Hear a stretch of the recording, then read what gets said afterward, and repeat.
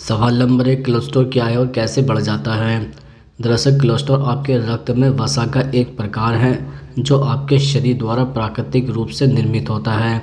यह अंडे, आंतरिक अंगों जैसे किडनी और लीवर और शेलफिश जैसे कुछ खाद्य पदार्थों में भी पाया जाता है। आपके शरीर को ठीक से काम करने के लिए कुछ अच्छे कोलेस्ट्रॉल की ज़रूरत होती है।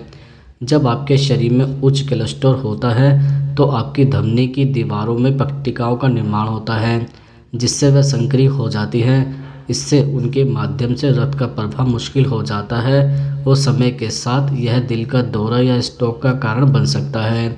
सवाल नंबर 2, कोलेस्ट्रॉल बढ़ने का प्रमुख कारण क्या होता है। दरअसल बहुत ज़्यादा सैचुरेटेड फैट, ट्रांस फैट और कोलेस्ट्रॉल खाने से उच्च कोलेस्ट्रॉल हो सकता है। सैचुरेटेड फैट और कोलेस्ट्रॉल जानवरों से बने पदार्थों में होते हैं जैसे मीट, दूध, अंडे, मक्खन और पनीर। ट्रांस फैट तले हुए खाद्य पदार्थों और पैकेजयुक्त खाद्य पदार्थों में भी पाया जाता है जैसे बिस्किट और चिप्स। शारीरिक गतिविधि का अभाव खराब कोलेस्ट्रॉल को बढ़ा सकता है। 20 साल की उम्र के बाद आपका कोलेस्ट्रॉल स्वाभाविक रूप से बढ़ने लगता है। पुरुषों में कोलेस्ट्रॉल का सामान्य स्तर 50 की आयु के बाद कम होता है जबकि महिलाओं में रजोनिवृत्ति तक यह काफ़ी कम रहता है। फिर यह पुरुषों के स्तर के समान बढ़ जाता है। यदि आपके परिवार के सदस्य को उच्च कोलेस्ट्रॉल है या था तो आपको भी यह हो सकता है। धूम्रपान खराब कोलेस्ट्रॉल को बढ़ा सकता है। सवाल नंबर 3, क्या गुड़ खाने से कोलेस्ट्रॉल बढ़ सकता है। दरअसल शरीर में 2 तरह के कोलेस्ट्रॉल पाए जाते हैं, एक अच्छा और दूसरा खराब। गुड़ हमारे शरीर की पाचन शक्ति को वृद्धि कर शरीर में खराब कोलेस्ट्रॉल को ख़त्म कर देता है। साथ ही शरीर की धमनियों में रक्त संचार को सही कर तन मन को स्वस्थ एवं प्रफुल्ल रखता है। इसके अलावा गुड़ खाने से लीवर की समस्या से भी निजात मिलती है। सवाल नंबर 4, कोलेस्ट्रॉल कम करने के लिए क्या खाना चाहिए। दरअसल कोलेस्ट्रॉल की मात्रा कम करने के लिए बीन्स खाएं। अगर आप अपनी डाइट में डेली आधा कप बीन्स शामिल करते हैं तो आपके दिल के लिए बहुत अच्छा है। खराब कोलेस्ट्रॉल का स्तर घटाने के लिए आप ऑलिव ऑयल का इस्तेमाल भी कर सकते हैं।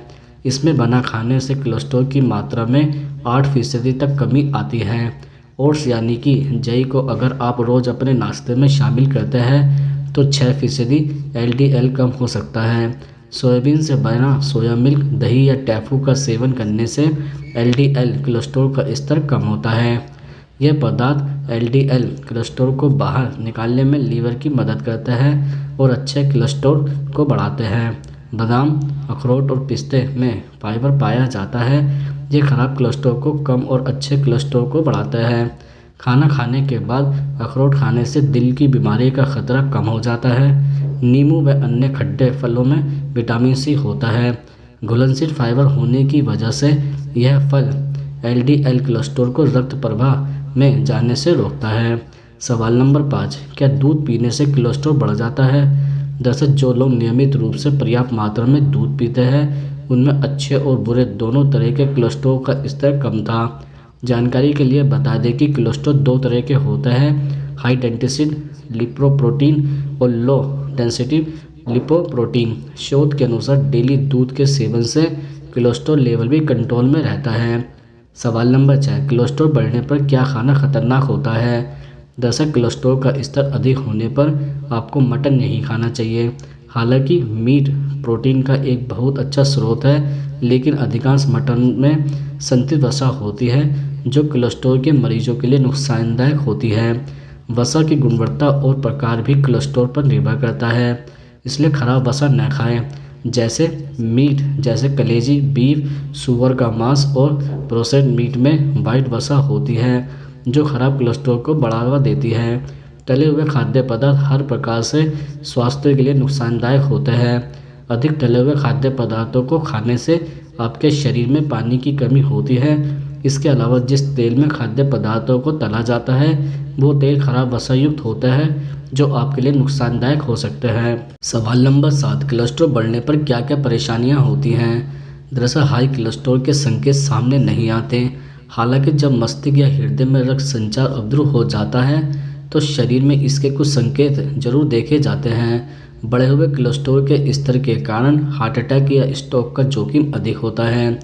इसके अलावा शरीर में कुछ और लक्षण यदि लंबे समय तक बने रहते हैं तो इन्हें गंभीर संकेत माना जाता है, जैसे मितली आना, जबड़ों और बाहों में दर्द, बहुत अधिक पसीना आना, सांस लेने में समस्या होना।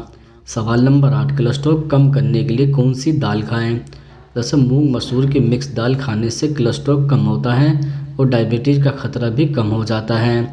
इस तरह दाल खाने से बॉडी को लो फैट मिलता है, जिससे हार्ट की बीमारियां दूर रहती हैं।